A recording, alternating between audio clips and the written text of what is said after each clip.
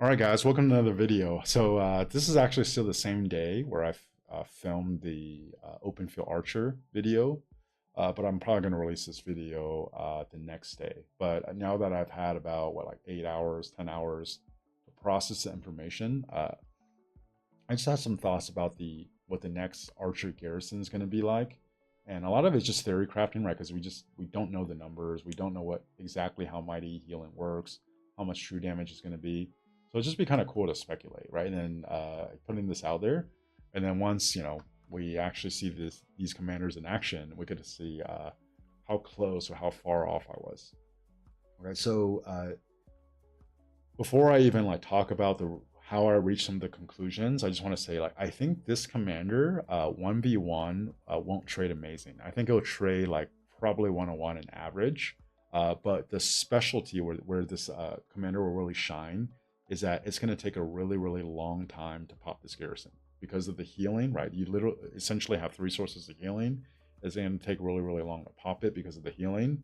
And if you want to actually pop it a lot faster, then essentially you probably either have to launch a second rally that's countering healing, or you need to swarm it with anti-healing marches. And then if you end up swarming it, all of a sudden it's going to trade really well. And that's where this commander, with this garrison is going to shine. So in general, it's going to trade average, but it's going to be really easy to hold it for a long time if you don't swarm it. And if you do want to swarm it to shorten that time, then it's going to trade really positive. And that's kind of like a trade-off, right? So part of the reason why I think that is because if you look at the open field commander and the garrison commander, which I'm assuming is going to be the best pair for the garrison march, there's healing in skill 1 on the open field side.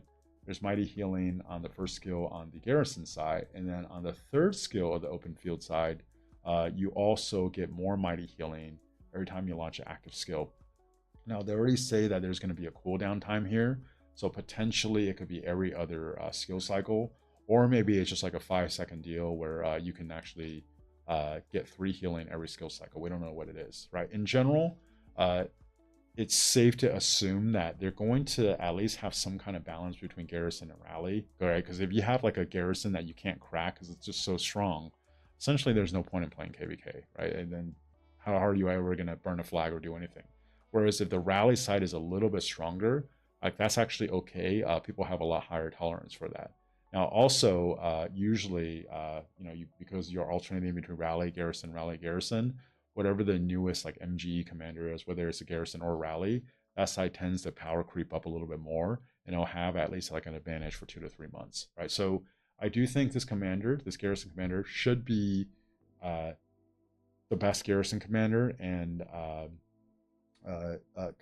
good enough against a lot of the other rallies out there, but not like so broken where you can't crack it, right? So how do you use that information to determine how good some of these skills are, right? Because there's 3 heals here, and we don't know exactly like what the formula is for mighty healing, right? Let's just pretend if you have, for example, Asher Benapal and ZL, right? Okay, they're doing 2,000 damage factor each, and then for a single target, and then ZL has a marquee effect, and then Asher Benapal also has like another direct damage they do to the target that it's hitting, right? If this healing ended up being the equivalent of 2,000 damage factor each, and you have 1, 2, and then 3 over here, that will be too powerful, right? Because if every turn you could heal for the equivalent of 6,000 damage factor, and then on the rally side you're not doing 6,000 damage factor worth of skill damage, then this garrison commander can just straight up like out heal the damage it's taking, right? And that would make no sense.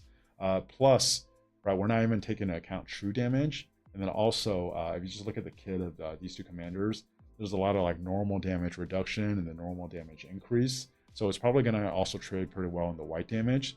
So I think it's reasonable to expect that like the healing is going to be good, but not broken, but just enough where it kind of gives this like garrison commander an edge.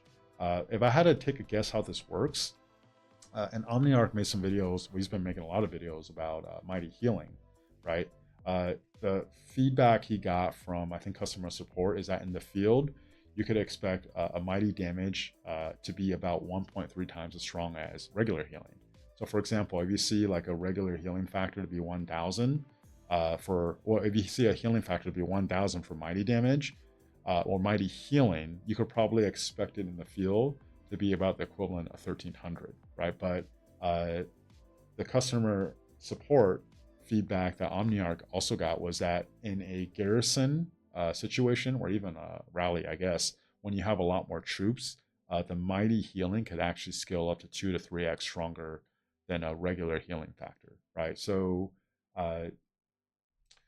if you had to actually guess what the number is, I would guess it's probably only going to be like around 1000. I know in the open fielding video, I said, okay, it should probably be about the equivalent of 2000.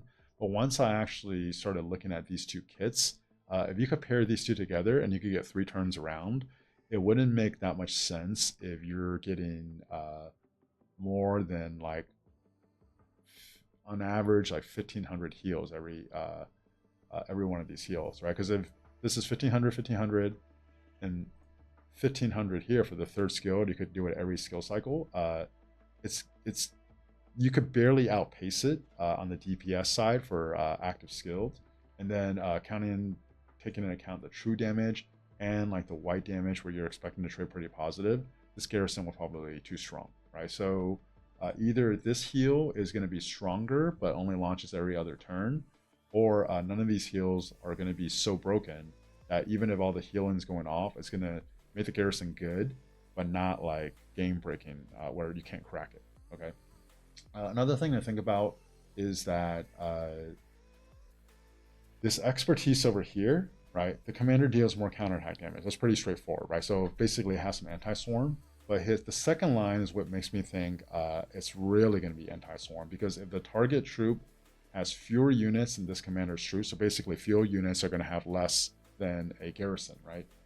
This counterattack damage bonus will increase. So maybe the normal counterattack damage for the expertise is like 30%, but maybe if the target troop has less than your troops, you get like another 30 or 40%. That would make this commander or garrison commander very, very anti-swarm. So taking into account those two pieces of information, you could potentially get 3 heals in an active skill cycle, and it's actually going to do a lot of counterattack damage to field troops. I think if I had to take a guess how this garrison commander works, it's going to trade about average against like the top rallies, right? It's not going to do amazing. It's not going to be a hard counter to that. But because you could actually heal your troops every turn, it's going to take a lot longer than normal to burn it, right? So if anyone's actually doing testing, right, like these commanders come out, you go to Ark of Osiris and you want to test a rally against it, not only do you want to see how the trades are without reinforcing, but you actually probably want to do a timer where, okay, normally against a Gorgo garrison, it takes 2 minutes to decide which side wins.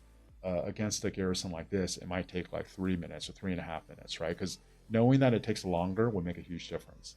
Now, damage, usually when, whether it's a field troop or a garrison takes damage, a percentage of that will be slightly wounded, a percentage of that will be sev wound, and then especially if you're doing a garrison, then a percentage of that would be deads, right? So in the field, unless your hospital is full, a percentage of that is slightly wounded, a percentage is sev wound. In garrison, you're going to have slight wound, sev wound, and then deads.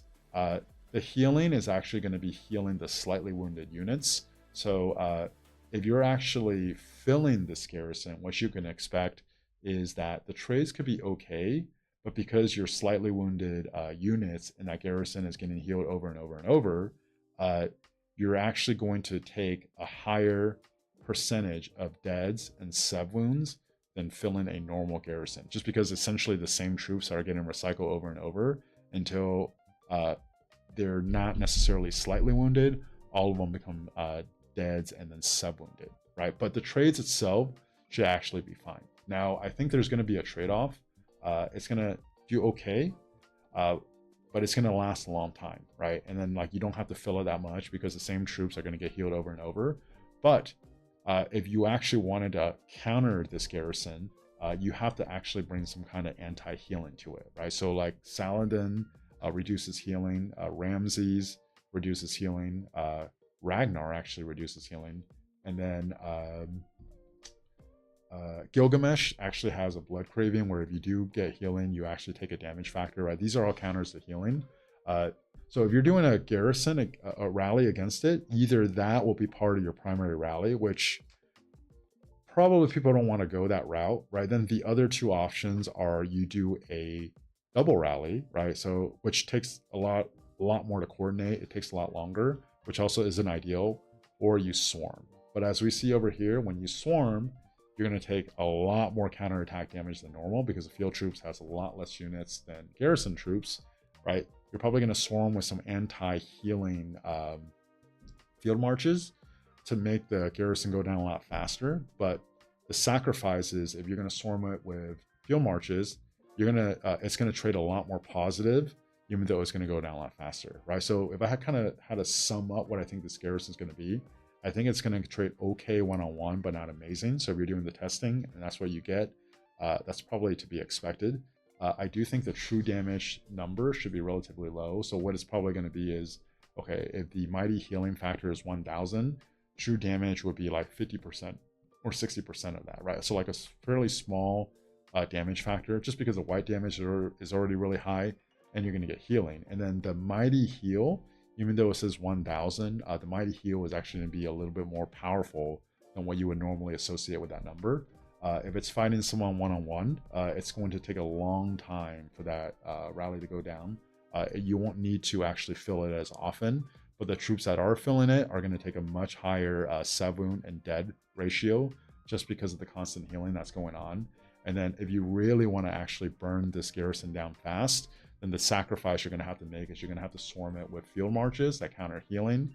And then when you're swarming it with field marches that counter healing, it's going to do a lot more counterattack. It's going to become very, very anti-swarm, right? So what does that make this garrison? It's going to be really, really good, right? It's almost like changing the dynamic. I feel like it makes it a lot more of a cat and mouse game because usually you can see what the rally is, and then from there you could determine how to do the garrison, right? You have a little bit of time, whereas the rally has to be set. Even if you like hold it, like what the rally is. Whereas you could actually play around with the garrison you have in there. Who knows, right? It might even bring back like Heraclius and Dido. I don't know, but at the very least, this garrison is really good. I think like a weakness to countering healing, but to counter the healing, you're gonna have to pay a price by taking a lot of sevs and deads with this counterattack damage to get that done. I think that's kind of like the garrison meta, if I had to take a guess. Again, a lot of this, without even seeing this in action, who knows? But if I had to kind of like try to get in the heads of the developers on what kind of mechanic they want to introduce to make this game interesting in that rally garrison scenario, I think this would make a lot of sense. I have no insider information. I don't even know the numbers of this. This is just me spitballing and guessing. But if you watch all the way to the end and you haven't yet, please like and subscribe to the video. And thank you guys for watching. I'll talk to you next time.